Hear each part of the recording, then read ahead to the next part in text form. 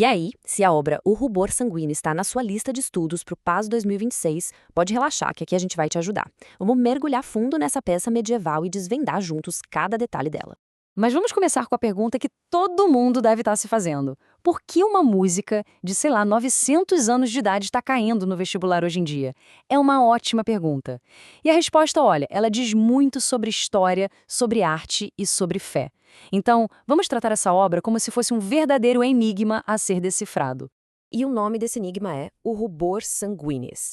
A compositora é Hildegard von Bingen, uma figura simplesmente fascinante da Idade Média. Para entender essa música, a gente vai investigar 3 camadas, ok?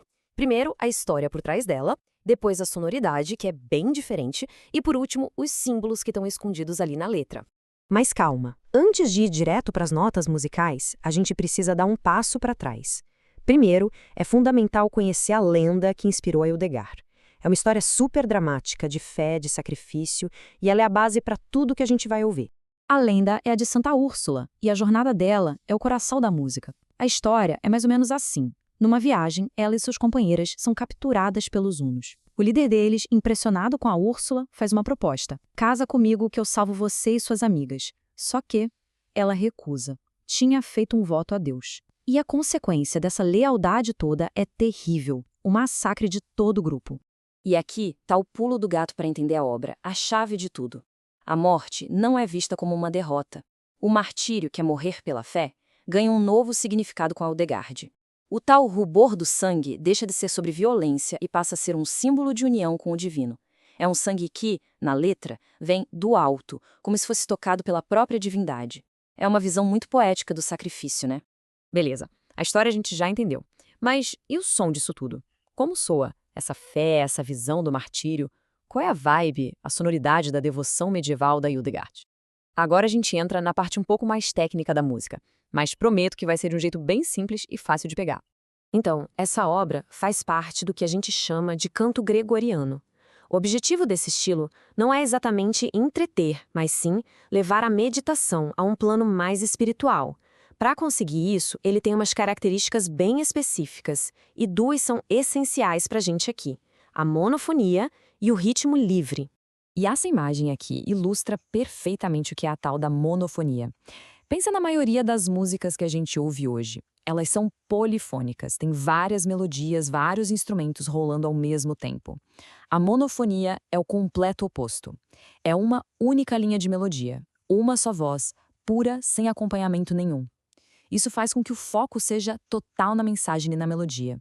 O gênero da peça é uma antífona. Para simplificar, imagina que é tipo um refrão espiritual. Ela era cantada antes e depois de um salmo na missa, para dar o clima, sabe? Para definir o tom espiritual daquele momento. Dava a intenção da oração que vinha em seguida. E nessa obra, a regra da monofonia é levada ao extremo. Não tem nenhum instrumento. Nenhum mesmo. Zero. O único som que se ouve é o de uma única voz feminina. Essa escolha, que é bem radical, cria uma atmosfera, assim, de uma intimidade e de uma pureza incríveis. Agora, vamos falar de um detalhe musical que se destaca muito na obra. O uso de melismas. Que nome estranho, né? Mas o que é um melisma? É uma técnica vocal em que a cantora ela entoa várias notas diferentes em cima de uma única sílaba. Funciona como se fosse um enfeite, sabe? Uma forma de dar mais ênfase e emoção para uma palavra específica. E para não ficar só na teoria, olha só esse exemplo bem prático. Logo no comecinho da música, na primeira sílaba, a cantora faz um conjunto de 10 notas diferentes. Só isso já mostra o quanto essa técnica é importante para a estrutura e para a expressão da peça. É como se fosse um bordado feito com a voz. Bom, já entendemos a história e a música. Mas a Hildegard também era poeta. E a letra da canção é cheia, mas cheia de simbolismo. Vamos agora ler as entrelinhas e decifrar as metáforas que ela usou. Olha só como essas imagens poéticas vão construindo o tema principal. O Marte não é tratado como uma vítima, é uma flor, um símbolo de pureza que resiste. O mal, por outro lado, é o inverno, aquela frieza que tenta congelar essa vida. E a tentação? É o sopro da serpente, uma referência direta lá do Gênesis, a força que tenta apagar a luz espiritual. A gente passou pela história, pela música e pela poesia.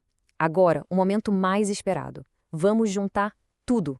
A seguir, está o resumo com tudo o que é fundamental saber para a prova do PAS. A síntese do que realmente importa. Então, resumindo, o que a gente precisa levar para a prova? Vamos lá. A obra é O Rubor Sanguíneas, da Hildegard, e é baseada na lenda de Santa Úrsula. O gênero é antífona, do canto gregoriano. A estrutura musical, super importante, é monofônica, ou seja, uma única voz feminina. Não esquece das características, ritmo livre e o uso dos melismas. O tema central é que o martírio é uma união com o divino e não uma derrota. E por fim, os símbolos, flor, inverno e serpente. Com esses pontos, a base do estudo está mais do que completa. E a gente termina com essa mensagem. A preparação é uma jornada, e entender obras complexas como esta já é um passo gigantesco. A gente espera que essa análise tenha dado uma boa clareada no caminho. Agora é com vocês. Bons estudos!